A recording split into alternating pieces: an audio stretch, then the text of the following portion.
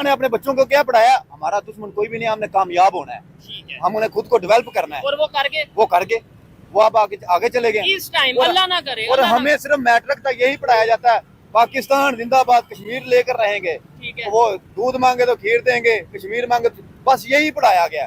हमारे बच्चों को सिखाया ही नहीं गया कारोबार कैसे करना है, काम कैसे करना है, बिजनेस कैसे करना है। ये जो हम कहते हैं ना, दूध मांगोगे खीर देंगे, कश्मीर मांगोगे चीर देंगे, आपको पता है ये भी पाकिस्तान का डायलॉग नहीं है, इंडिया की एक मूवी का डायलॉग। इंडिया वालों को मैसेज देना चाहते हैं अच्छा कि तुम अपनी हरकतों से बाज आ जाओ। कौन सी हरकतें साथ, ये भी तो बताए ना, वो जो हरकतें करते हैं वो अपने ही फौजी मरवा कर हम पे डाल देते हैं। हम जो करते हैं वो खुला खुला करते हैं। अच्छा, खुला करते हैं, डरते नहीं है। नहीं, हाँ। ठीक तो वो जो करते हैं ना, वो खुद ही अपने बंदों को पैसे देकर तो बम धमाके करवा के इंडिया में तो कहते हैं ये पाकिस्तान ISI ने किया है। कश्मीर तो इमरान खान ने पहले भेज दिया है। बेच दिया है।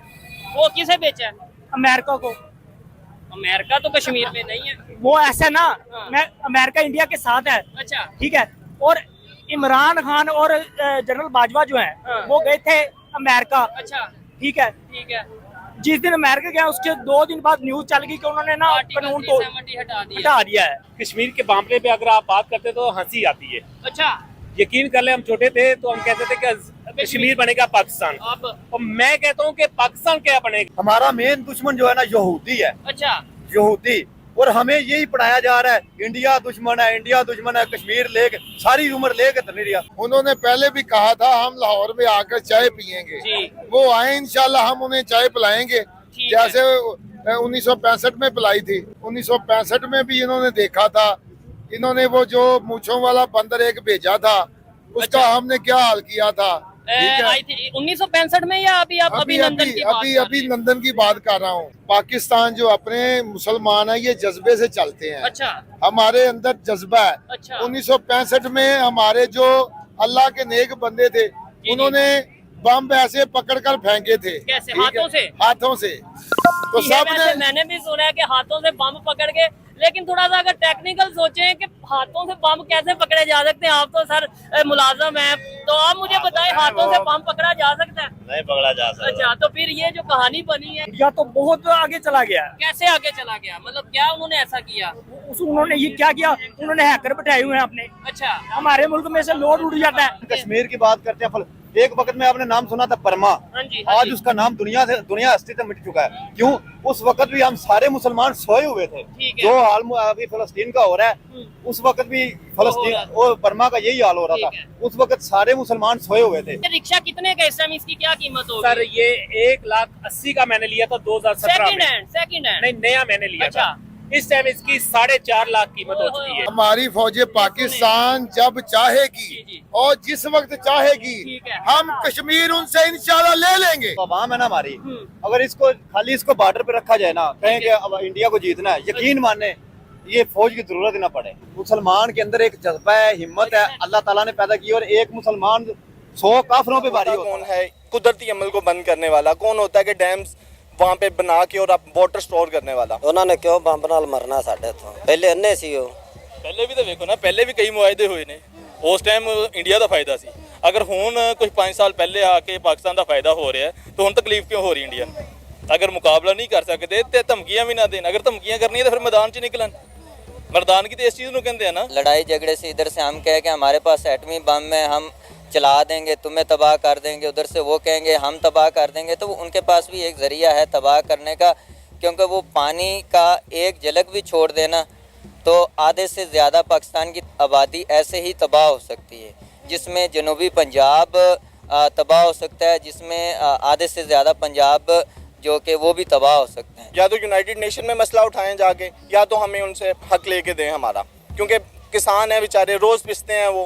फर्टिलाइज़र में भी पानी के मसाइल भी इतने ज़्यादा हैं। हमारी कैनाल्स जो हैं मेजर्स वो भी बंद सूखी पड़ी हुई हैं, जिसकी वजह से हमें काश्तकारी में बहुत मुश्किलात का सामना हम तो इंडिया को धमकियां देते हैं कि हमारे पास एटम बम है, हम मार के उड़ा देंगे, और यहाँ तुम्हें पानी के लाले पड़ गए कि अगर इंडिया ने हमारा पानी बंद कर दिया तो पाकिस्तान तो बूंद बूंद को तरस जाएगा। अब हमें अमल करने की ज़रूरत है, हमें एक आधा चला देना चाहिए। अपने जर्नलों को नहीं देखना, हमने अपनी कौम को देखना है। हम अपनी कौम के लिए लड़ेंगे, जर्नलों के तो सर पे तो हम कभी भी नहीं खड़े होंगे, हम अपनी हिम्मत पे खड़े होंगे। आपको लगता है लड़ाई झगड़ा करने से इस तरह के मसले हल हो सकते हैं? जी हो सकते हैं, क्योंकि अगर एक गैर कौम हमारे पाकिस्तान पे अटैक करेगी तो हम खामोश नहीं रहने वाले, कभी भी नहीं रहेंगे। अगर जनरल हमें सपोर्ट नहीं भी करते तो इतना असला तो हमारे घरों में भी वजूद पड़ा हुआ है कि हम मुकाबला कर सकते हैं। वो पाकिस्तान को अच्छा समझते ही नहीं, नवाम को। वो बस जो इंग्लिश कंट्री है उनसे मिलके हम सबको उड़ाना चाहते हैं। इनका कोई इतबार नहीं, हिंदू है ना। बांग्लादेश से RDX और बॉम्ब मंगवाना स्टार्ट किया, और जिस हिसाब से राइफल मंगवाना स्टार्ट किया, असलहा और बारूद मंगवाना स्टार्ट किया, उससे ये समझ में आ गया UN को भी और भारत के आदरणीय प्रधानमंत्री को भी कि इसकी दशा और दिशा दोनों नाकाबिले बर्दाश्त है, इवन अनपैर्डनेबल सिन है, और इसके ऊपर कड़ी नजर तो रखी जाए पर मुलाकात बिल्कुल ना किया जाए। जैसा पाकिस्तान एक जमाने से हिंदुओं पर करता आया है, सिखों पर करता आया है, और 23.3% माइनॉरिटीज हिंदुओं को खत्म करके पाकिस्तान ने 1% किया है, ठीक वैसे ही यहाँ पर हो रहा है।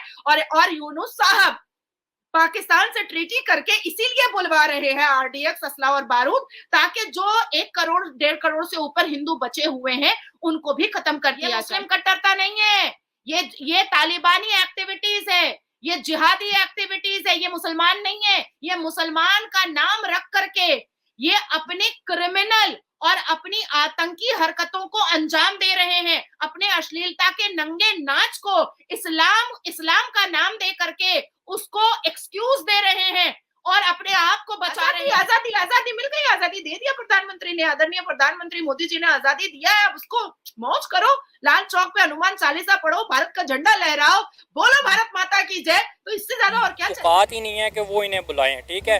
पहले तो ये इलेक्टेड एक पूरी गवर्नमेंट होती, ठीक है, फिर भी वो फेस टू फेस एक लेवल पे आके बात करते, ठीक है।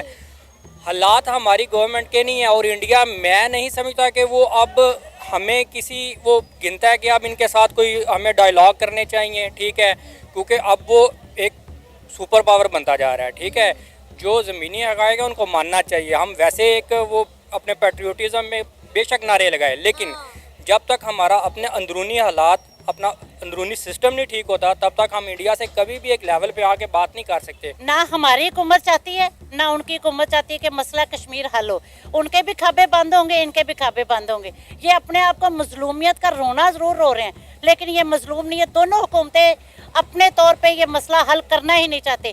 कायदे आज़म ने 1940 में देखिए एक करारदाद मंजूर करवाई, और एग्जैक्ट 7 साल के बाद पाकिस्तान माज़े वजूद में आया।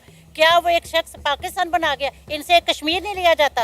ये झूठ बोलते हैं, ये मैं सरासर कह रही हूँ, झूठ बोलते हैं। ये मसला हल करना ही नहीं चाहते। वो कह रहे हैं ना कि इन्हें डिबेट के लिए उन्होंने बुलाया कि डायलॉग करते हैं कश्मीर के इशू पे। मुझे तो लगता है ये ना हो कि जो हमारा GB है ये भी ना इंडिया को देना पड़ जाए हमें, क्योंकि इस पे वो इंडिया कई दफ़ा आवाज़ उठा चुका है कि जिस तरह आप कश्मीर पे क्लेम करते हैं वो हमारे बहुत सारे एरियाज़ पे करते हैं, और जिस तरह की नाअहल हुकूमत है तो ये ना हो कि हमें ये बहुत सारे एरिया उनको वापस देने पड़ जाएं। सबसे बड़ा जो दहशतगर्द है अगर देखा जाए इस वक्त, तो वो खुद इंडिया है। आप किसी भी मामले में देख लें, दहशतगर्दी फैलाने में, क्योंकि गैर मुस्लिम है, इनमें इस्लाम, देख हम मुस्लिम है ना, जितनी भी दहशतगर्दी कर लें, फर्ज कर लें, लेकिन हमारे अंदर एक कलमे का जो ताकत है, कुव्वत है, हमें खौफे खुदा है। ये कुछ नहीं कर रहे, ये ड्रामेबाजी है इनकी सारी। सबसे बड़ा दहशतगर्द इंडिया खुद है, और इल्ज़ाम तराशी तब ही इंसान को पे इल्ज़ाम लगाता है जब वो खुद होता है। हामिद मीर साहब ने एक स्टेटमेंट दी थी कि हमें बाजवा साहब ने बुलाया, और बुला के प्रेस कॉन्फ्रेंस में, मीटिंग में ये हमें बताया गया कि कश्मीर हमने उनके हैंड ओवर कर दिया है। तो फिर किस मुंह के साथ वो जाके उनके साथ डायलॉग करेंगे, क्या लेने जाएंगे? ठीक है, जब रिटर्न हर चीज़ उनके साथ खुद कर चुके हैं। और अकॉर्डिंग टू हामिद मीर साहब, बाजवा साहब कहते हैं जी हमारे टैंकों में फ्यूल ही नहीं है, हम इस काबिल ही नहीं है। एथलीट्स की बात कर रहे हो आप, इनको इतनी शर्म नहीं आई कि हमारे मुल्क की इज्जत क्या रहनी है। लाइक इनको ये चीज देखनी चाहिए थी, और हमारे जो हुक्मरान हैं, लाइक जो हमारे ऊपर निगरान है, उनको चाहिए कि हमें इतनी अच्छी अपॉर्चुनिटियां दें कि हम इस मुल्क से बाहर जाए ना। 97 या 96 के अंदर फुटबॉल की टीम गई थी जापान के अंदर, वो वापस नहीं आई, सिर्फ कोच और कैप्टन आया था। आप चेक कर सकते हैं। एक मुल्क है, उसने जाम भी जाना है ना, तो उसने कहना जी मदद कर दो, भीख दे दो, मदद कर दो, मदद कर दो। एक मुल्क है, उसकी अपनी आबादी जो है वो 1.5 अरब है। हाँ, इंडिया लाजमी बात है, मैं मलेशिया हूँ, मेरी प्रोडक्ट बनती है वो इंडिया में बिकती है। ठीक है, ठीक है। इंडिया की बनती मेरी हैं। कोशिश, हाँ जी, मेरी कोशिश ये होगी कि मैं हर तरह से उनको फैसिलिटी दूं। दुनिया के हर मुल्क में उनकी रिस्पेक्ट है, हमारे मुल्क की है ही नहीं। हुक्मरान गलत नहीं है, हुक्मरान गलत होते यार, ये ओरिएंट ट्रेन चलाई है, मेट्रो चलाई है, और तेरे पाकिस्तान में इतने प्यारे प्यारे रोड बनाए हैं, और जाके देखो, एक मिनट मेरी बात सुन, कश्मीर जाके देखो। उन्होंने हमारे टैक्स से भाई ने मोटरवे बनाई, ओरिएंट ट्रेन बनाई, सुन लेना, कर्जा लेकर बनाई, सुन लेना आप, और वो टैक्स भी हमारे हमारा है, पैसों की और बनाई उसके है। बाद दोबारा उसको उतारने के लिए फिर कर्जा ले रहे हैं। यही कर्जा तकलीफ ले है। रहे हैं, एक मिनट, वो जो कर्जा ले रहे हैं वो नहीं पता लग रहा वो जा किधर रहा है। इंडिया ने जो उनको चावल देना वो सस्ता देना। हाँ बिल्कुल मुनासिब। अब हमारे मुल्क में एक चीज, हमारे मुल्क की प्रोडक्ट है, वो हमें ही सस्ती नहीं मिलती। अब चीनी है, मैं बताता हूँ जी, चीनी है, ठीक है, जो चीज आपका मुल्क में वाफर होगी वो आपको सस्ती होनी मिलेगी। चाहिए। जहाँ पे जो चीज वाफर होती है वो कहते हैं इसको एक्सपोर्ट कर दो। ठीक है, चले कर दें, मैं हमें कहता हूँ फिर भी कोई नहीं मसला नहीं, एक्सपोर्ट कर दें, करते एक्सपोर्ट, लेकिन बेटे पाकिस्तान आप करेंगे तब जब वो फैसिलिटी मुझे दे रहे हैं आप, बिल्कुल मुझे वो 50 रुपए किलो दें ना आप, उसको जितनी मर्जी आप एक्सपोर्ट कर दें।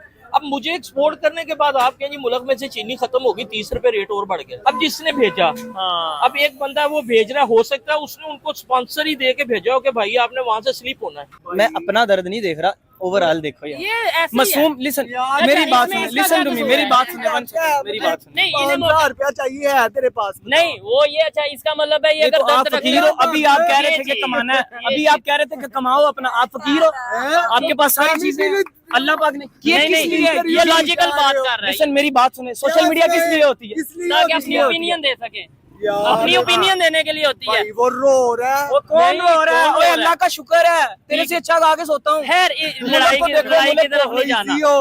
आप अपने मुल्क में कार्रवाई करें, उनका पासपोर्ट शनाख्ती कार्ड कैंसिल करें और उनको अपने मुल्क के मुताबिक ला के यहाँ पे सजा दें, ताकि जो बाकी हैं उनको नसीहत आ जाए। मैनर्स ही नहीं है, बात कैसे करें? मैनर्स के स्पेलिंग आते हैं आपको? नहीं,